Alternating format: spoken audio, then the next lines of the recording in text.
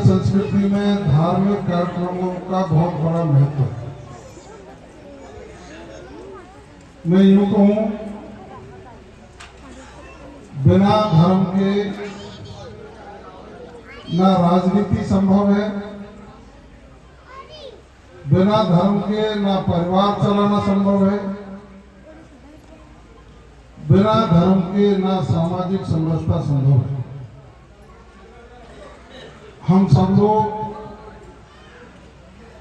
सृष्टि रची गई तब से अब तक,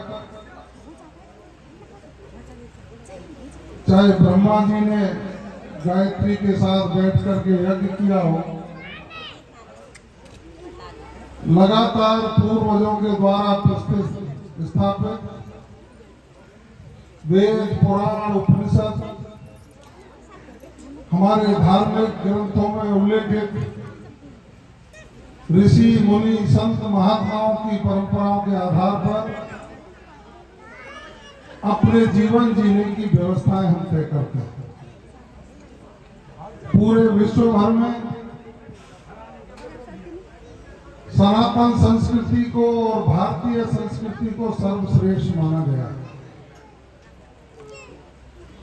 जहां रिश्तों की, नातों की, परंपराओं का विशेष स्थान है। भगवान राम के जीवन चरित्र पर लिखी गई रामायण हो, चाहे द्वापर युग में भगवान श्री कृष्ण के द्वारा जगह जगह पर की गई लीलाएं और परीक्षित ने अपने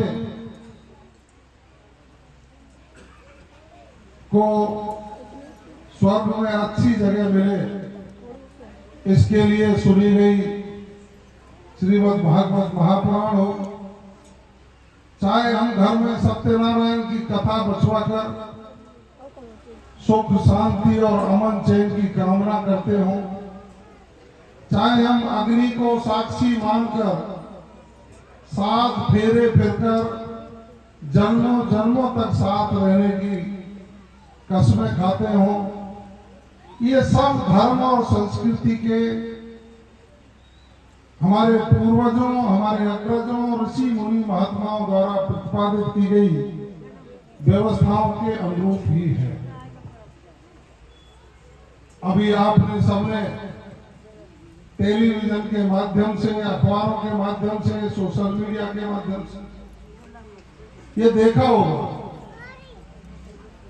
कि महाकुंभ में अब की बार 60 करोड़ से ज्यादा लोगों ने डुबकी लगाई। कहते हैं कि संगम पर जाने के बाद व्यक्ति मन से, कर्म से, वचन से शुद्ध होकर अपनी व्यवस्थाओं को आगे बढ़ाने का काम करते हैं। यहाँ ये धार्मिक आयोजन करके अपनी इच्छा की और अपने संकल्प की पूर्ति तो आपने किए ही, लेकिन हजारों लोगों के कानों में जब श्रीमद् भागवत महापुराण का एक एक श्लोक जाता है तो सुनने वाला व्यक्ति भी और उस विचार को आगे बढ़ाने वाला व्यक्ति भी निश्चित रूप से पुण्य कमाता है। आप सब लोगों ने लगातार 7 दिन से उन सभी श्लोकों का वाचन करके सुबह पाठ होता होगा,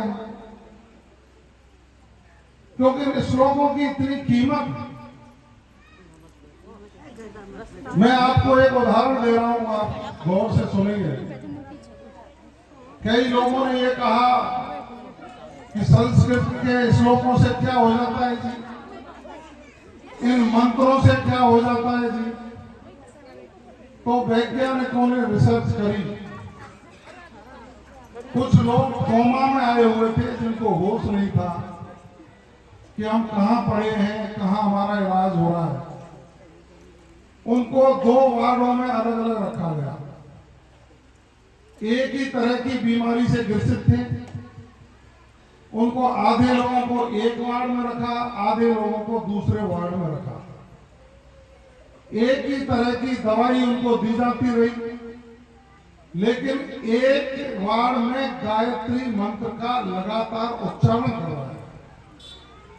ओम भूर्भुवः स्वः तत्सवितुर्वरेण्यं भर्गो देवस्य धीमहि यो न प्रचोदयात्। और 3 महीने बाद जब पुनः परीक्षण किया गया कि उन मरीजों का भी परीक्षण करो जो गायत्री मंत्र नहीं सुन रहे थे, और उन मरीजों का भी परीक्षण करो जिनके यहाँ लगातार गायत्री मंत्र का उच्चारण हो रहा था। तो ये वैज्ञानिकों की रिसर्च है। जो मरीज गायत्री मंत्र का उच्चारण सुन रहे थे उनकी सही होने की गति ज्यादा थी, और जो नहीं सुन रहे थे, जिनके वहां नहीं पढ़ा जा रहा था, उनकी ठीक होने की गति कम थी। तो मेरा कहने का जो उद्देश्य, हमारे धर्म में जो श्लोकों का उच्चारण है उसमें बहुत बड़ी शक्ति है। मैं आप सबको शुभकामनाएं देते हुए यही कहूंगा कि आप सब सुनने वाले और जो दूर से सुन रहे हैं, जिनके कानों में श्रीमद् भागवत महापुराण के एक एक शब्द जा रहा है, ईश्वर उनके ऊपर कृपा बनाए रखे और इस व्यवस्था को आगे बढ़ाने का आप काम करें। अब श्याम सखा तो गुहाने में रह करके इसने अध्ययन करना सीखा। अब यहाँ नाश्ता में दूध जलेबी चल रहा है, कुछ और है? दूध जलेबी मैं कुछ ना करो तो मैं कुछ तो एक अच्छी व्यवस्था के तहत अब चेयरमैन साहब का आपने स्वागत किया। हिंदू धर्म में यज्ञ कोई करे और जब तक अर्धांगिनी संग नहीं हो तो यज्ञ पूरा माना जाएगा। यानी कन्यादान भी जो ब्याहता पुरुष और औरत होते हैं वो आचर गांठ जोड़ के कन्यादान करें, ऐसे ही कुछ और। अभी चेयरमैन आओ नगर को, यार अकेले ने साफा बनवा दिया और ये बेचारी दूर ही बैठ रही आई नदी की। अब इनको आज का धर्म तो शायद कम मिलेगा मुझसे। अब तुमने धर्म लेना तो मुंह के पीछे एक फरकम्मा लगा दी, ब्यास की जाए तो ठीक है जाए। मैं तो आप सबका सेवक हूं। मैं जब पिछली बार आया था स्कूल में तो लोगों ने कही साहब गांव तो भीतर से निकल जाए चले जाए, लेकिन बाहर के लोग हमें कीचड़ हैरो में बस्ता में या कीचड़ के कैसे भी वहां से काटो। तो जैसे ही मैं एमएलए बनो, मैंने सबसे पहले पैंट की जेसीबी भेजी में भाई रास्ता ठीक कर दिया। और उस समय पता नहीं देरिया में कोई तो सरकार दी और दूसरे कोई जेसीबी वाले को चले, लेकिन मैंने प्रण किया। मेरे में एक आदत कि जो कह देता हूं उसको करके छोड़ता हूं, चाहे मुझे कुछ भी करना पड़े। तो आज मुझे संतुष्टि है कि आपका जो मेन रास्ता है उस पर सीसी सड़क बन गई है।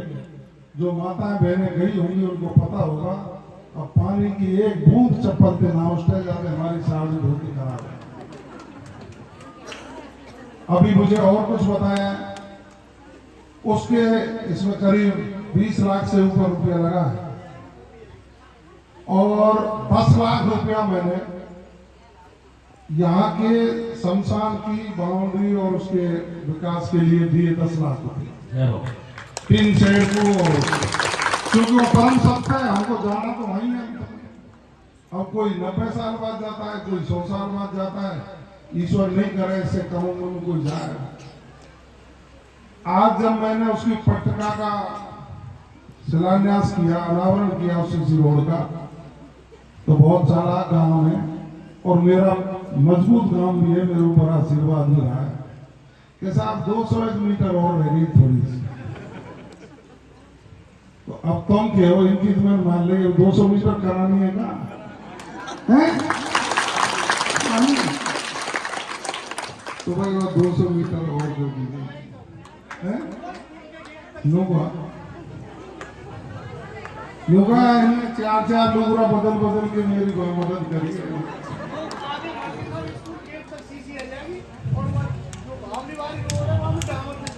बहुत बढ़िया, जब सड़क बन जाएगी अच्छी सी अजय का सड़क बन जाएगी। गिरिराज महाराज का जगह वो गिरिराज महाराज की।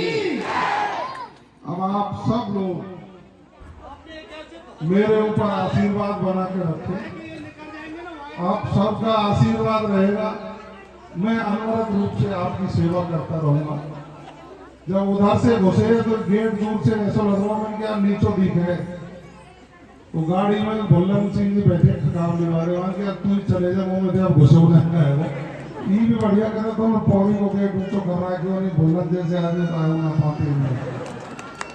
आप सबका हृदय से आभार और स्वागत, और पूरे गांव और बुजुर्ग और माताओं बहनों के चरणों में मेरा नमन प्रणाम। आप दिन दूनी रात चौगनी प्रगति करें।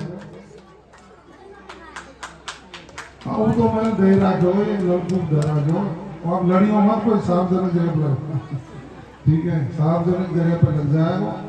आप खूब मस्त रहे हो, दुरुस्त रहे हो, और जिस दिन भंडारा होगा उस दिन मैं तो आऊंगा नहीं, पर वहाँ मिठाई है जरूर बन रही होंगी, साथ ही पेट को खुश रहे। मेरे साथ खुद ही खवा रहे हैं। वो गिरिराज महाराज की